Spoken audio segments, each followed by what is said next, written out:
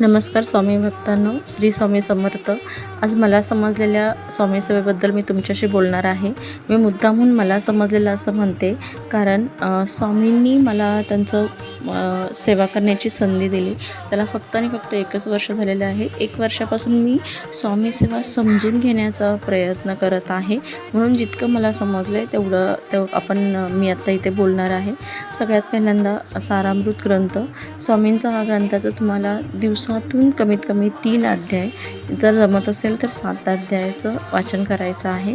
नंतर तारक मंत्र स्वामी भक्तांनो दिवसातून 1 वेळ तरी तुम्ही म्हणा, कारण हा तारक मंत्र आपल्यासाठी आहे. आपल्या मनामध्ये सकारात्मक ऊर्जा तयार करण्यासाठीचा हा तारक मंत्र आहे.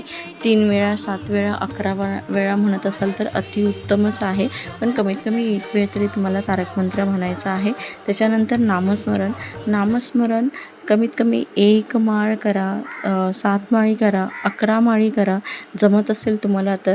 आणि हेही जमत नसेल कामाच्या व्यापातून तर तुम्हाला जेव्हा वेळ मिळेल तेव्हा सतत स्वामींचं नाव तोंडामध्ये राहू देत. ओठे श्री स्वामी समर्थ जसा आणि जितका वेळ मिळेल तसं म्हणत राहा.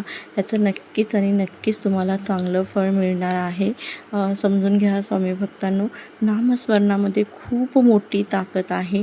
जसं आपण स्वामींचं नामस्मरण करू, पण हे सगळं करत असताना सारामृताचं वाचन, ग्रंथाचं वाचन म्हणा, किंवा तारक मंत्र म्हणा, किंवा नामस्मरण म्हणा, हे सगळं करत असताना असं नाही की तुम्ही 11च माळी केल्या पाहिजेत, 11 ग्रंथ वाचले पाहिजेत, 11 वेळा तारक मंत्र म्हटला पाहिजे, असं काहीच नाही.